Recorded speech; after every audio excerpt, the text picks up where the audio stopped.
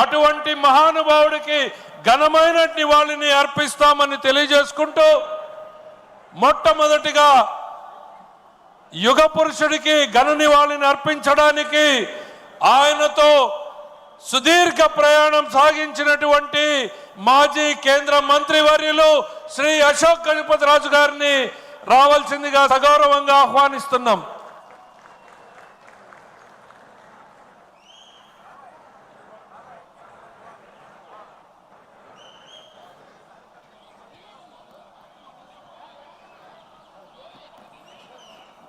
ఈరోజు అన్నగారు 102వ జయంతి. ఈనాడు ఇక్కడ మొదట అడుగు పెట్టేటప్పుడు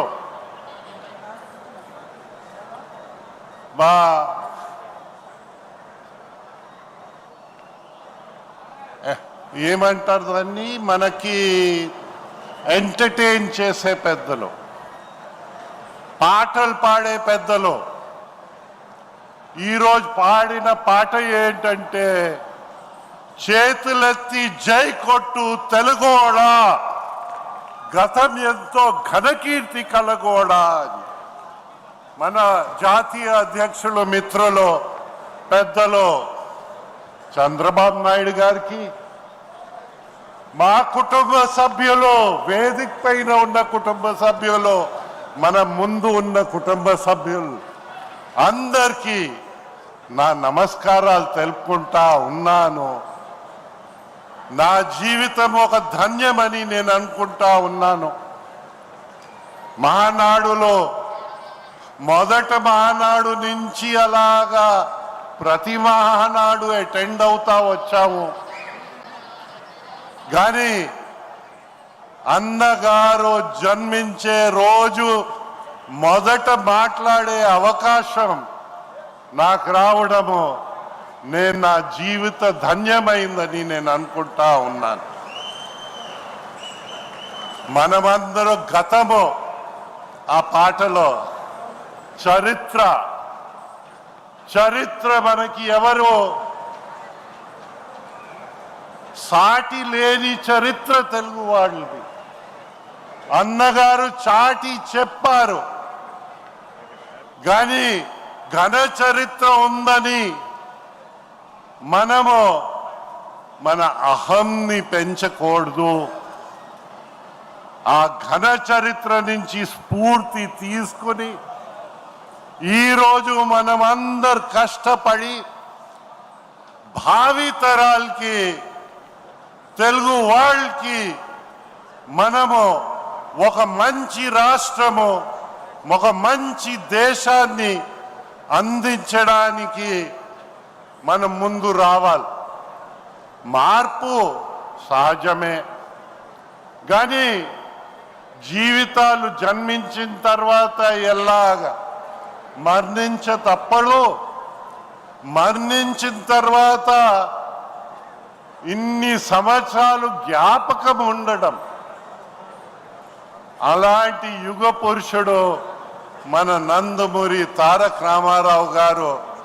ఆయనకి నివాళి అర్పించగలిగామంటే చాలా ఆనందంగా ఉంది. అయితే మార్పు కంటిన్యూస్ ప్రాసెస్. అయితే విలువల్లో మార్పు రాకూడదు, కానీ ఆధునికంగా మార్పులు వస్తూ ఉంటాయి. మనం అవన్నీ క్యాప్చర్ చేస్తూ మన జీవితాల్ని తీర్చిదిద్దడానికి మనం ముందు కలిసికట్టుగా వెళ్ళేసే అవకాశం మనకు అందరికీ ఈ కుటుంబంలో ఆ అవకాశం ఇచ్చారు. కుటుంబ పెద్దగా నారా చంద్రబాబు నాయుడు గారి నాయకత్వాన్ని మనం ముందు అందరు ప్రోత్సహించి ముందు తీసుకెళ్ళాలి. ఒకప్పుడు అన్నగారు ఇచ్చిన ఆదేశాల్ని, ఆలోచనల్ని మనము అందరూ దాని నుంచి స్ఫూర్తి తీసుకొని పని చేయడం. అన్నగారు తరచుగా అనేవారు మన అందరితో, ఒక విధంగా చెప్పాలంటే బోధించేవారు.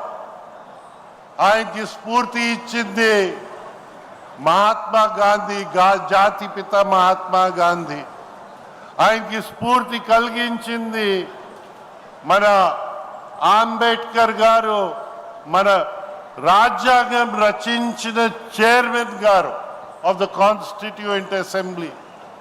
ఆయనకి స్ఫూర్తి ఇచ్చింది మన తెలుగు వాళ్ళు, వీరేశలింగం అలాంటి పెద్దలు.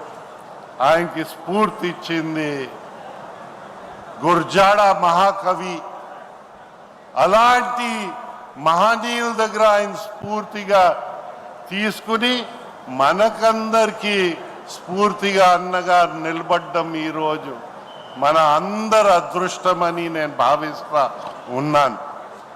అలాంటి అదృష్టము మనకందరికీ లభించడం, ఇతరుల కోసం ఆ జెండా అన్నగారు పెట్టిన జెండా అది.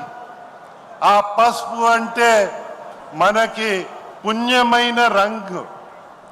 ఆ చక్రము శ్రమజీవుల కోసం, ఆ నాగలి రైతు కోసం, ఆ గుడ్సే మనకి అందరికీ తల దాచుకోవడానికి ఒక అవకాశం కలిగించాలి. ఆత్మ గౌరవంతో మనం అందరూ ఉండాలని ఆయన ఆకాంక్షించేవారు. ఆత్మ గౌరవం ఎప్పుడు వస్తుంది? మనం అప్రైట్గా ఉండి పని చేస్తేనే మన ఆత్మ గౌరవాన్ని పెంచిన వాళ్ళు అవుతాం. మనం నిర్భయంగా